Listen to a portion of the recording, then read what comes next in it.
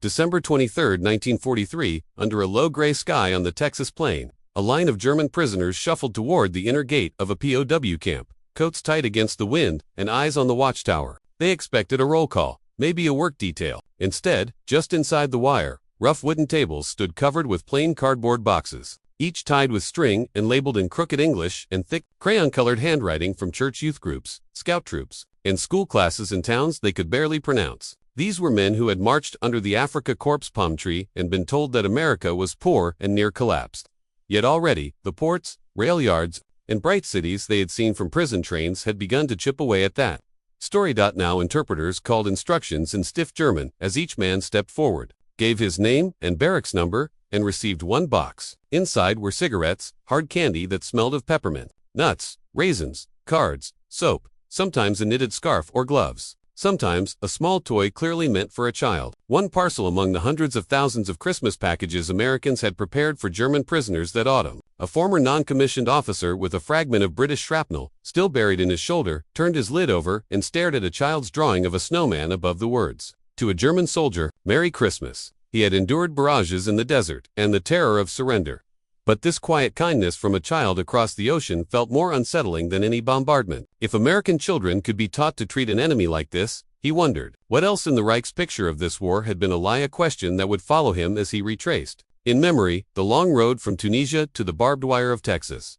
May 13, 1943. On a dusty field near Tunis, the last guns of the Africa Corps fell silent as German and Italian troops stacked their rifles and trudged toward barbed wire cages. Heat wavered above burned-out panzers, oil and cordite clung to their uniforms, and many who had once helped drive the British back toward Egypt braced for revenge and slow starvation. Instead, red-brassard and military police sent them to water points, field kitchens, and registration tables where clerks calmly copied names, units, and serial numbers, an orderly beginning to captivity that cracked the propaganda image of vengeful, chaotic enemies. In the weeks that followed, surrender became logistics. In North African ports, Liberty ships that had arrived with tanks and ammunition now took on columns of prisoners, as up to 30,000 men a month marched up steel gangways for the Atlantic crossing. The air in the holds was hot and stale, but rations were regular, medical checks routine, and brief notices about the 1929 Geneva Convention appeared in German on the bulkheads. When hatches finally opened in North American harbors, prisoners saw docks jammed with cargo and intact skylines that did not look like a collapsing capitalist world at all. By late summer 1943, the first transports eased into American ports. Gray hulls sliding past crowded piers, guarded trains then carried the POS inland in ordinary passenger coaches to camps scattered through the interior. There they found wooden barracks with electric lights and hot showers, mess halls where the food often exceeded their pre-war diets, and work details run under Geneva rules. In Washington, the Provost Marshal General's office treated such care as an investment in a different Germany, and as winter approached, churches and civic groups pressed to show mercy at Christmas time set the stage for the day those prisoners would open packages prepared by American children. December 10, 1943. In a Texas camp office that smelled of ink and floor wax, a German sergeant watched an American officer bend over a clipboard stamped with a red cross and the words, Geneva Convention. To him it looked like a secret technical order, a document listing how many blankets each prisoner should have, how often latrines must be cleaned, how much bread and meat belonged on every tray. The idea that his life depended not on a guard's temper but on rules written years before felt as strange as any new weapon. Those rules reached back to 1929, when delegates from many nations met in Geneva to fix standards for housing, food, medical care, and religious practice that would govern prisoners in the next war they already sensed on the horizon. From neutral Switzerland, the International Committee of the Red Cross turned that treaty into a system once the fighting began, dispatching inspectors and filing reports that prodded governments to respect what they had signed. In Washington, the Office of the Provost Marshal General translated the same clauses into blueprints and supply charts, planning barbed wire towns with hospitals, chapels, libraries, and recreation fields large enough to hold roughly 500,000 German people. Around this framework, civilian organizations, war prisoners, aid of the YMCA church boards, and other voluntary agencies in the United States, Canada, and Britain raised money and shipped sports equipment, books, musical instruments, and religious materials into the camps, often timing deliveries for Christmas. For German soldiers raised on tales of Allied brutality, the existence of such a methodical, law-bound system posed a problem. If the enemy believed in reciprocity and a shared moral code, then the war was not the simple war of extermination propaganda had promised. As December 1943 drew nearer, that invisible humanitarian machinery would soon express itself in a more personal way. through individual Christmas parcels prepared by American families and their children.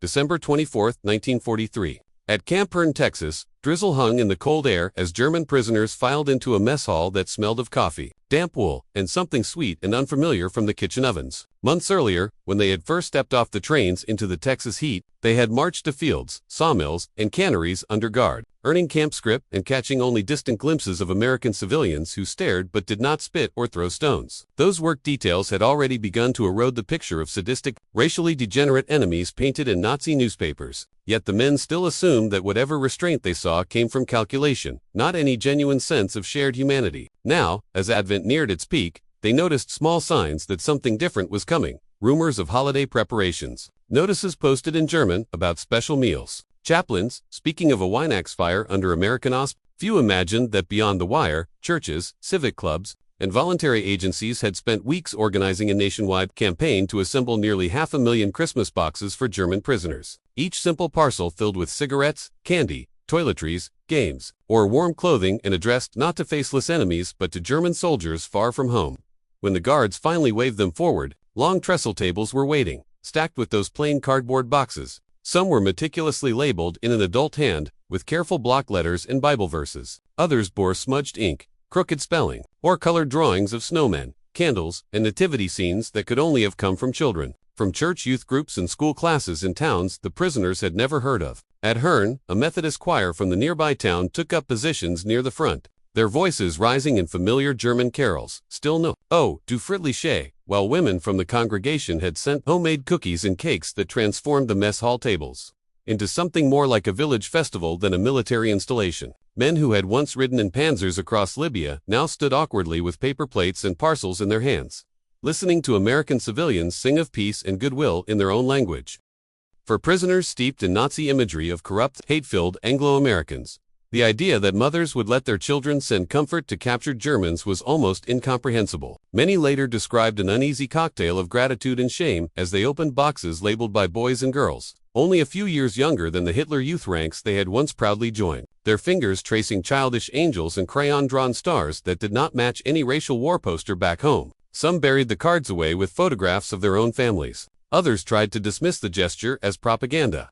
Even as the taste of American cookies and the feel of soft wool scarves lingered, the cognitive dissonance did not vanish when the carols ended and the prisoners shuffled back to their barracks. It followed them into letters, diary entries, and late-night conversations that Allied intelligence officers would soon learn to read as cracks in the ideological armor, a tremor of doubt that the next phase of questioning and analysis would quietly, methodically explore.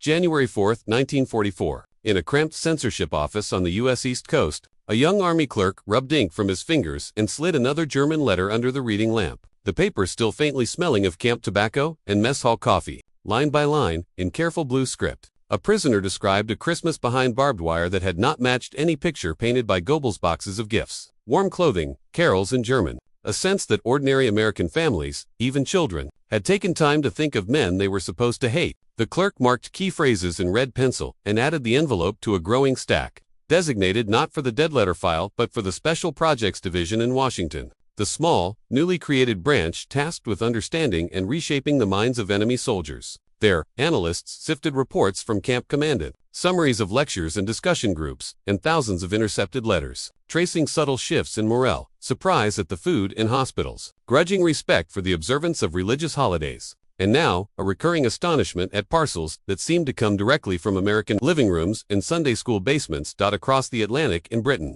where increasing numbers of German POWs would arrive from 1944 onward. Intelligence officers watched the same patterns emerge. Their reports noted that regular church services, concerts, and holiday observances created more lasting goodwill than any formal leaflet or lecture. Even as they warned of a countercurrent inside the wire, hardcore Nazis mocked the Christmas gifts as hypocritical theater, claimed the food was stolen from German children under Allied bombs, and tried to intimidate men who expressed too much gratitude. For officials in Washington and London, the picture that emerged was double-edged. Humanitarian gestures could open cracks in Nazi racial ideology for many ordinary soldiers. Yet they also sharpened the internal struggle between doubters and true believers that might determine what stories these prisoners carried home. Those conclusions, distilled in memoranda and policy papers through the first months of 1944, would soon encourage governments and civilians alike to widen their efforts. turning the next year's holidays into an even more deliberate experiment in using compassion as a weapon. December 20th, 1944. In a low brick building at Camp Hearn, Texas, a German corporal stood at a sorting table and stared at the mountain of parcels rising toward the rafters, each tagged for a man behind wire somewhere in North America. A year earlier he had assumed that kindness from the enemy, when it appeared at all, would be random and fragile. Now, as he watched American clerks stamp, weigh, and log each box to a timetable, he realized that mercy had been turned into a kind of machinery. The American Red Cross, working with its counterpart in neutral Switzerland, coordinated millions of parcels worldwide so that socks, sweets, stationery, and warm clothing moved along schedules as precise as those for ammunition and fuel. In school, gyms and church basements, junior Red Cross chapters and youth groups spent evenings stuffing boxes for men whose names they would never know, folding into each package comforts that no treaty clause demanded but national habits seemed to require. As 1944 went on, this network thickened. At Hearn, the centralized German postal unit became a hub through which mail and parcels for hundreds of thousands of prisoners passed. Christmas boxes arriving by rail before being broken down into sacks labeled for dozens of main and branch camps. Behind each parcel lay a chain of civilians, a family in Iowa buying extra socks from a rationed budget, a congregation in Massachusetts pooling coupons for chocolate, teenagers writing brief greetings to a German soldier far from home that would slip through sensors, hands into huts thousands of miles away. Reports from Canada and Britain described similar routines, with committees supplying trees, decorations, and small gifts so that holiday services inside the wire echoed those at home. For the prisoners, the scale and regularity of these deliveries, parcels and cards appearing like clockwork each December signaled that generosity toward the enemy had become an accepted norm, one that would also greet fresh captives from Normandy and Italy when they faced their first Christmas in Allied hands with a package already waiting.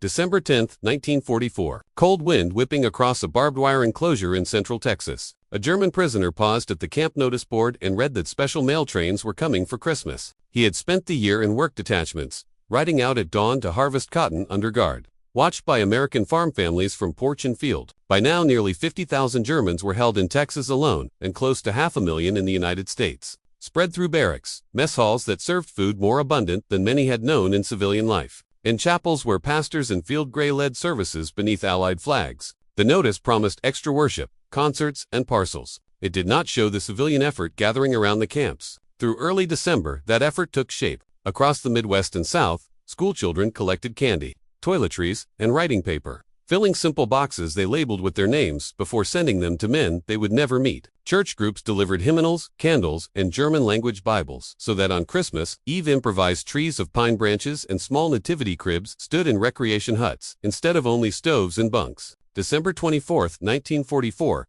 on a snow-dusted farm in New England, a work detachment from Camp Westover finished stacking hay and lingered as the farmer's wife pressed extra bread, apples, and a few cigarettes into their hands. A quiet breach of regulations that would stay with them longer than any lecture. That night, choirs of prisoners and chaplains sang carols and American hymns, while guards listened from the back of the hall. The gift tags attached to parcels, many bearing children's names, quietly insisting that the men in field gray were fathers and sons as well. As 1944 gave way to 1945 and news of Germany's worsening situation seeped through official bulletins, those shared celebrations began to shape how captors and captives imagined a peace in which former enemies might one day meet without barbed wire between them. December 24, 1941, somewhere in the forests of Ontario, the sky had already turned black by late afternoon, and snow lay piled against the barbed wire when a German prisoner stepped out of his barracks and heard carols floating over the campyard. The air smelled of wood smoke and spruce, and through the steam rising from the kitchen vents he could see yellow rectangles of light glowing from windows that, only months before, he had assumed would belong to a punishment camp run on cold and hunger. Instead, inside those walls, men who had once crossed the North Atlantic as enemies were stringing candles and paper chains around a fir tree cut from the woods beyond the wire, their voices warming as they rehearsed Still No Hut. Many of them had been shipped to Canada as a security precaution soon after capture, plucked from early war battlefields and from shattered U-boat crews, marched under British guard to ports, and loaded onto transports that sailed past the hulks of torpedoed ships. When they finally disembarked at Halifax, or other eastern harbors, and boarded trains that pushed inland for days through endless snow and pine, the cold seemed to confirm their fears that the British were banishing them to a frozen backwater where they would be forgotten. They found instead, in the new compounds, carved into forest and prairie, was a routine that, while harsh in climate and discipline, was threaded with small, disorienting signs of concern. Days were spent cutting timber in logging camps or working on farms under the watchful eyes of Canadian guards. But the barracks themselves slowly filled with things that did not fit the image of a ruthless enemy: sports equipment and musical instruments from the YMCA's War Prisoners' Aid, crates of books and hymnals, and, as Christmas approached, parcels of mittens, sweets, and devotional booklets collected by church youth groups in nearby towns. Local histories and parish bulletins would later describe these drives as Christian duty rather than politics. Yet for the prisoners, the effect was the same as in Texas and New England, even if they rarely saw the children whose hands had packed the boxes. Chaplains read out the names of congregations and youth groups that had contributed, making it impossible to ignore that somewhere beyond the tree line, boys and girls were singing the same carols and thinking, if only briefly, about the men behind the wire.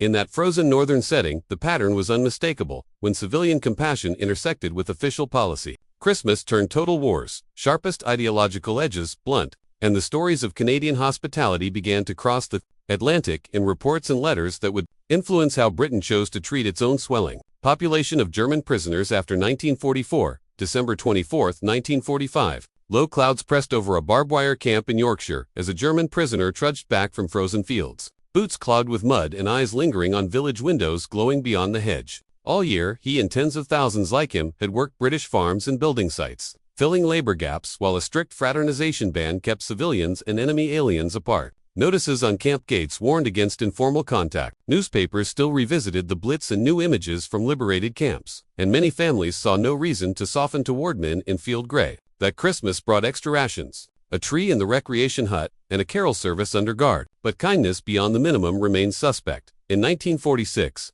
another set of images began to filter into British life: photographs from the occupation zones showing hollow-eyed German children in ruined streets, and appeals from church leaders and campaigners urging that Christian duty did not end at the Channel. Under growing pressure, the government relaxed the fraternization ban just before Christmas, and parishes across counties, like Yorkshire, responded with sudden enthusiasm. Invitations went out for POS to share holiday dinners, despite rationing. In Sheffield, hundreds of Germans attended a Christmas Eve service in the cathedral, and families like the Goodyears set an extra place for a prisoner guest while their own son was still at sea. In many homes, children received small hand-carved toys or wooden figures in return, tokens that turned the enemy at the table into an uncle remembered for decades. When, in January 1948, prisoners at a camp near Knaresborough organized a belated Christmas party for 100 local children, complete with their own Father Christmas and rows of handmade wooden cars and animals, the change was unmistakable. For many former POS, these British Christmases of open doors and shared tables would become the lens through which they later described the war's end, not just as defeat but as an unexpected invitation into the ordinary life of families and their children.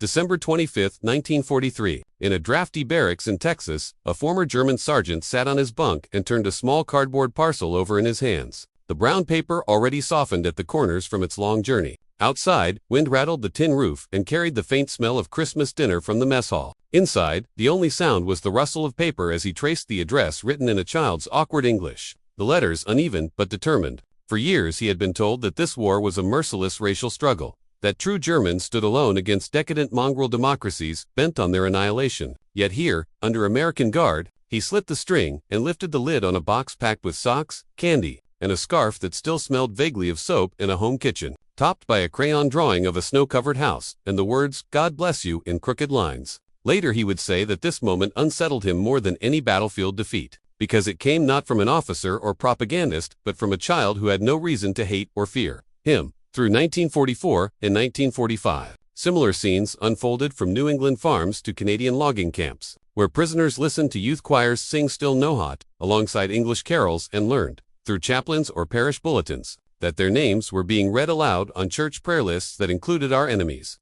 In Britain by 1946, men who had once fired on Allied convoys now found themselves at rationed Christmas tables, where children stared at them over roast potatoes, then shyly handed over handmade cards. In return, prisoners carved small wooden toys or animals, gifts that turned them into Uncle Hans or Uncle Carl in household memory. At a camp near Knaresborough in January 1948, rows of local children, clutching hand-carved figures, watched a German Father Christmas distribute presents, an image that would recur in testimonies decades later. For some former soldiers, such encounters brought a stab of guilt as they imagined what German bombs in occupation had done to children in London or Rotterdam. For others, they opened the first cracks in anti-Semitic and racial hierarchies by proving that the enemy's most innocent members were capable of uncalculated generosity. Multiplied across hundreds of thousands of POS, these tiny, child-shaped shocks became an unplanned influence in the wider Allied effort to reshape German society, linking the glow of mess hall Christmas trees to the more formal lessons offered later in lecture huts and re-education centers as captivity drew to a close.